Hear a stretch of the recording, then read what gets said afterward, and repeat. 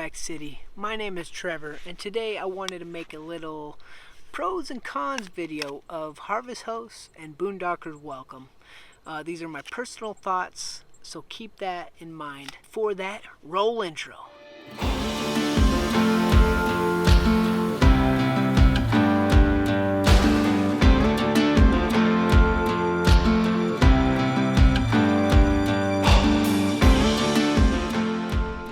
I wanted to come on here and just review Harvest Hosts and Boondockers Welcome. I wrote down some pros and cons that would maybe help you decide whether this is a good fit for you or not. In my opinion, the pros definitely outweigh the cons. This is my rig, Merlot Rover. I have been living in this camper for a little over 6 months now. I've been on the road for a little over 3 months. I've been traveling the Pacific Northwest mostly, and I've stayed at over 40 Harvest Hosts and Boondockers Welcomes.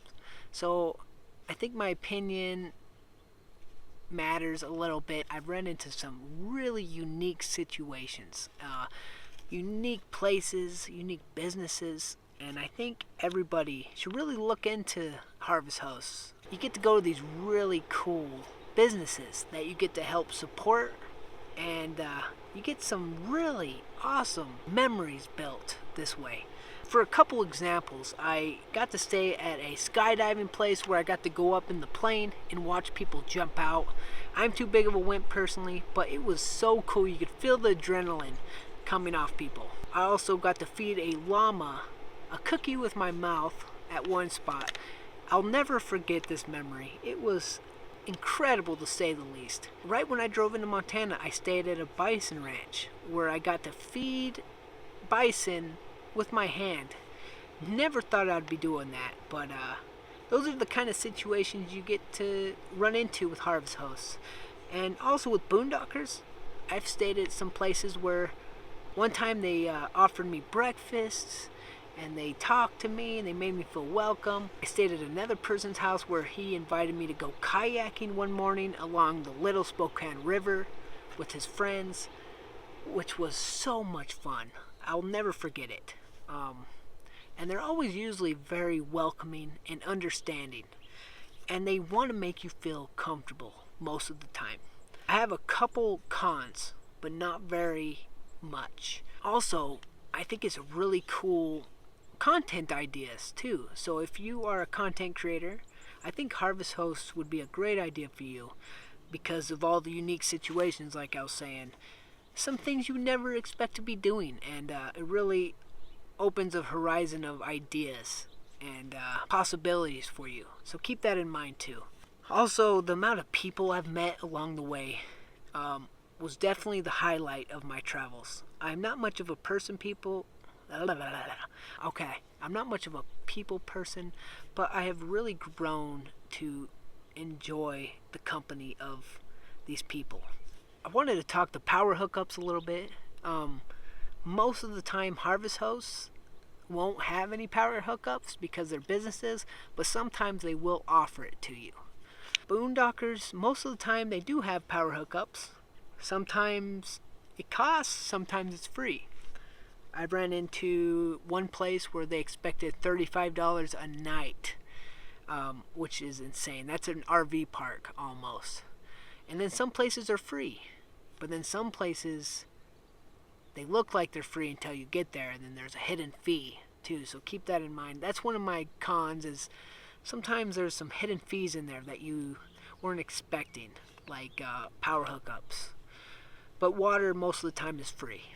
Also, with Harvest Hosts, you're expected to spend $20 on supporting the business you're staying at, which I think is a brilliant idea. It helps them for their business to grow, and you also get to get some really cool things from this business, right?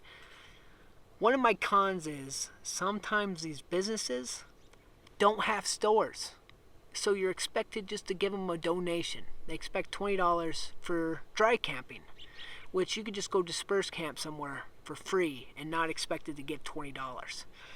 So that's one of my cons. That really infuriates me on Harvest Hosts, is they don't have anything to offer as a store, but you're expected to give a donation. And sometimes they have something to offer, but they're out of season. Like I stayed at a blueberry farm, but they were out of season, so I still had to spend $20 on a donation, which really drove me crazy, but it is what it is. So keep that in mind. If you stay at a Harvest Host, expect to spend $20 to $30 on donation, or you get some really cool things. Like I bought alpaca yarn for $30 at this place, and I gave it to my mom, and it was just a really unique gift idea. Also, another con is parking situations.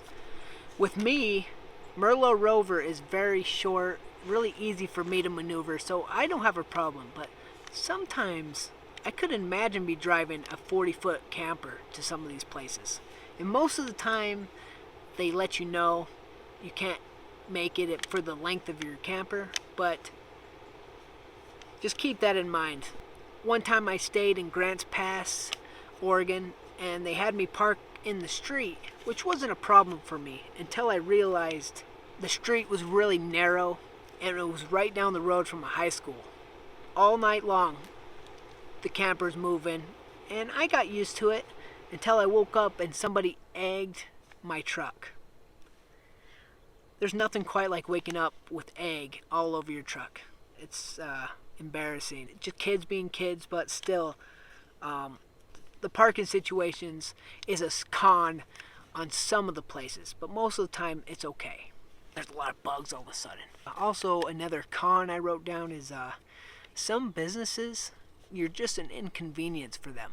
I stayed at this farm where they have a store, but it wasn't open. So I'd ask them, hey, can I support your business? Can I check out the store?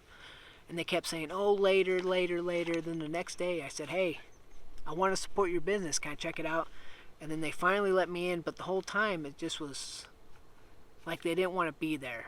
And I've only ran into that, one or two times, but most of the time they want you to be there. But just keep that in mind. These are businesses that are running, so just let them do their thing and give them space, but still just know they have other priorities other than you. So that's okay. I just wanted to mention that to you. But other than that, I would highly recommend Harvest Host and Boondockers Welcome. I think it's totally worth the money, in my opinion. I think I paid $150 for the year pass, and that was for both Boondockers and Harvest Host. Especially if you're on the road, it definitely pays for itself. I've went to some places and they actually had showers and washer and dryers to offer, so which is very nice, but not all the time. It's a special treat when it does happen. I hope this review gives you some insight of what it's like, and if you have any questions for me, drop them in the comments and I'd gladly answer them. But I hope this gives you an idea of what you're in for Harvest Host and Boondockers Welcome. If you enjoyed this or got anything from it, smash that like button because it really helps my channel to grow.